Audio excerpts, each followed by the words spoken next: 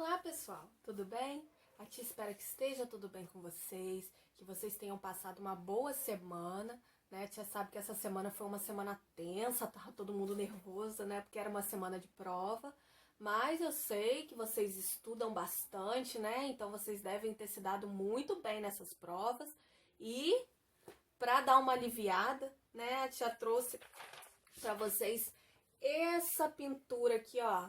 Esse desenho, esse esboço de Portinari, para que vocês pintem, que eu sei que vocês gostam de colorir, né? E a tia vai falar um pouquinho sobre Portinari, para que vocês conheçam um pouco da história dele também, tá bom?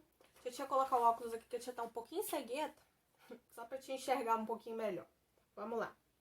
Cândido Torquato Portinari nasceu em Brodowski, São Paulo, em 29 de dezembro de 1903.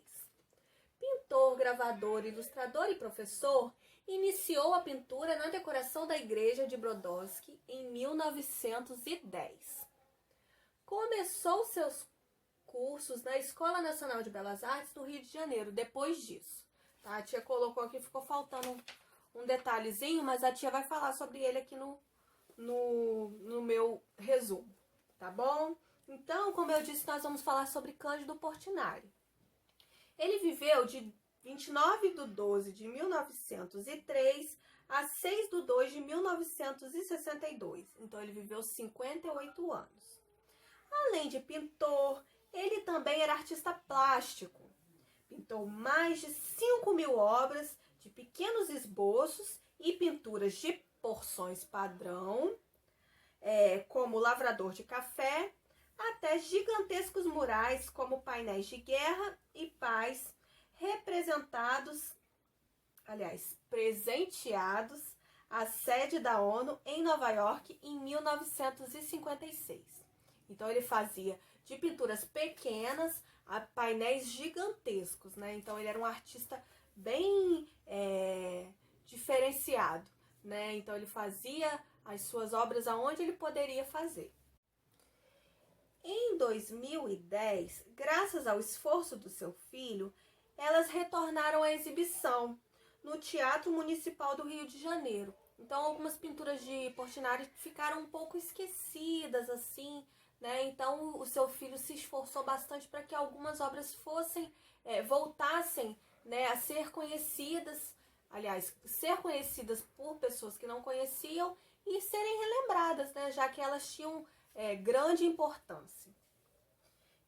Portinari é considerado um dos mais importantes pintores brasileiros de todos os tempos, sendo o pintor a alcançar maior projeção internacional. Na sua infância, descobriu a vocação artística e teve pouco estudo. Não completou sequer o ensino primário. Mas aos 14 anos, foi uma trupe de pintores italianos que reformavam igrejas, assim, pinturas de igrejas, né, essas igrejas antigas. Eles foram para a cidade de Portinari e ficaram sabendo, né, que existia lá um menino que pintava muito bem, e eles chamaram ele para ajudar, né, nas pinturas. E ali ele começou a sua carreira artística, né? E depois dessa experiência que ele viveu, ele foi para o Rio de Janeiro, né? Esse detalhe que a tia falou com vocês. Com 16 anos, ele deixou sua cidade e foi estudar na Escola Nacional de Belas Artes no Rio de Janeiro. Ali, começou a se destacar tanto para os professores quanto para a imprensa e aos 20 anos já participou de diversas exposições, ganhando elogios em artigos de variados jornais. Então ele já começou a se destacar bem cedo. Assim que ele chegou lá, que ele começou a pintar, com 20 anos ele já estava se destacando nos jornais, em artigos de jornais, no meio dos professores, dos alunos, né? Ele era um cara realmente brilhante. Um dos primeiros prêmios almejados por ele era a medalha de ouro do Salão da Escola de Belas Artes, e nos anos de 1906 a 1927, o pintor conseguiu destaque, mas não venceu. Esse era um dos principais prêmios que ele queria. Eu falei dos primeiros, não, um dos principais. Ele queria muito essa medalha de ouro e ele se destacava, mas mesmo assim ele não vencia. Anos depois, ele chegou, bem muito tempo depois, né, ele chegou a afirmar que suas telas com elementos modernistas escandalizavam os juízes do concurso. Então ele dizia que era por isso que ele não conseguia ganhar, né? Porque os juízes ficavam escandalizados com o tamanho, o talento, né? E as telas dele modernistas.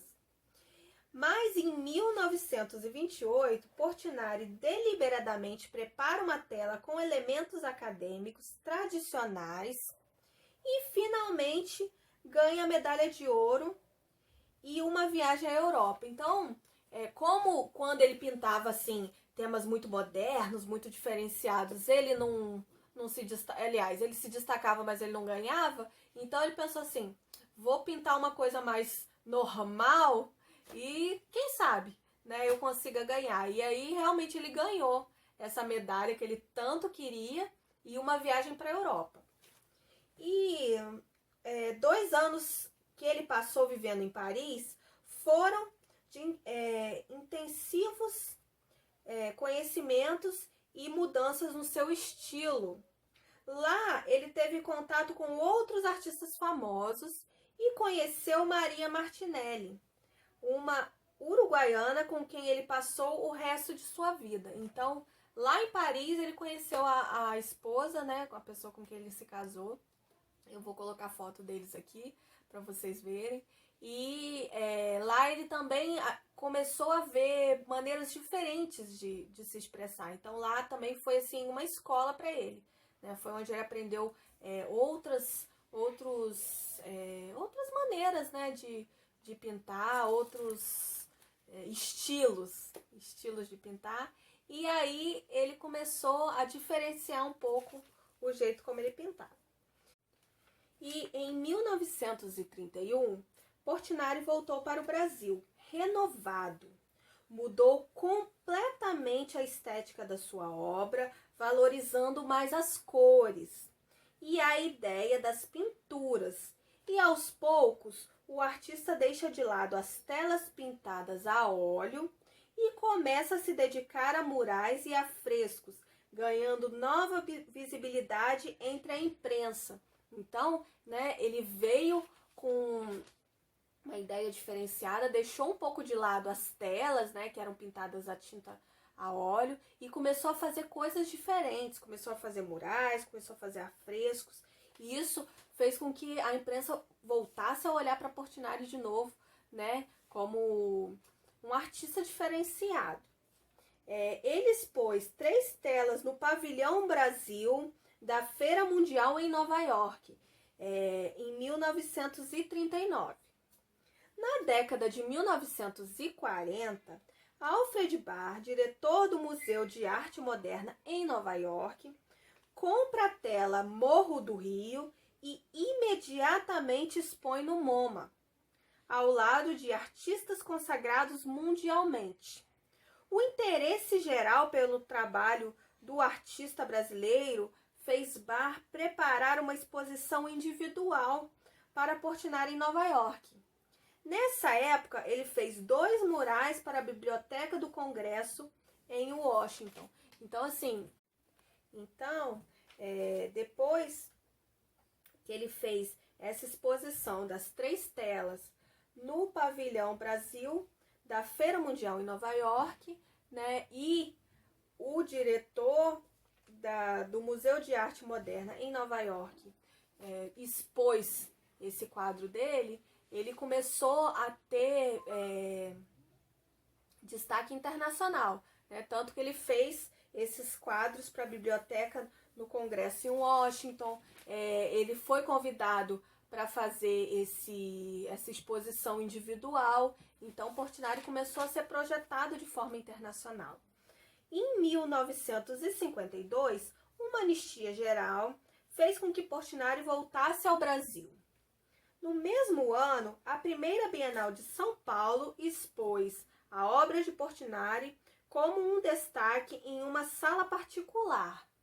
Mas na década de 1950 seria marcada por... ele começou a ter vários problemas de saúde. Então, assim, pelo material que ele trabalhou muitos anos, a tinta continha muito chumbo e aquilo intoxicou o Portinari. Né? Em algumas matérias que a tia leu, diz que ele teve câncer, né? Mas no final, no final dos relatos, diz que Portinari morreu intoxicado por causa das tintas, né? Em 1954, Portinari apresentou uma grave intoxicação por chumbo, né, como a tia disse, conhecida clinicamente como saturnismo, presente nas tintas que usava, e mesmo com seus graves problemas de saúde, ele continuava pintando e viajando para exposições nos Estados Unidos, Europa e Israel. Então ele amava tanto o que ele fazia, que mesmo doente, mesmo sabendo que a tinta que ele usava estava matando ele, né, estava intoxicando ele, ele continuava fazendo aquilo que ele amava fazer. Né? Era uma coisa muito importante para Portinari. No começo de 1962, a Prefeitura de Barcelona convidou Portinari para fazer uma exposição com 200 telas, olha só. No mesmo ano, Portinari faleceu por intoxicação. Então, assim, ele fez uma grande exposição pouco tempo antes de morrer. Né? Ele foi convidado para essa exposição. Então, assim, Portinari foi um cara que gostava de fazer o que ele fazia muito bem feito, né? E infelizmente, por causa do material que ele usava, né? Aquilo intoxicou ele. Hoje em dia as tintas não tem mais, né, tanto chumbo, tantos componentes tóxicos como tinha antigamente, né? E infelizmente Portinari viveu numa época onde ainda era muito tóxico esse produto.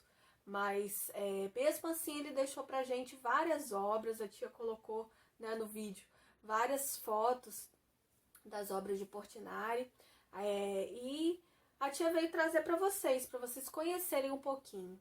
Né? Uma outra oportunidade a gente pode conhecer um pouco mais, a tia pode falar um pouco mais, até porque a história de Portinari é muito grande. Então a tia fez um resumo pequeno aqui, que não ficou tão pequeno, né? Para que vocês saibam um pouquinho da história, né? Nada impede vocês de estarem pesquisando um pouquinho, né? Hoje em dia a gente tem facilidade para pesquisar as coisas, a gente, né, pega no celular ali e pesquisa, tá? Então, se vocês tiverem interesse de pesquisar um pouquinho mais sobre a história de Portinari, né, vocês podem ficar à vontade, tem bastante informação na internet, né? Com cuidado naquilo que vocês vão pesquisar, tá?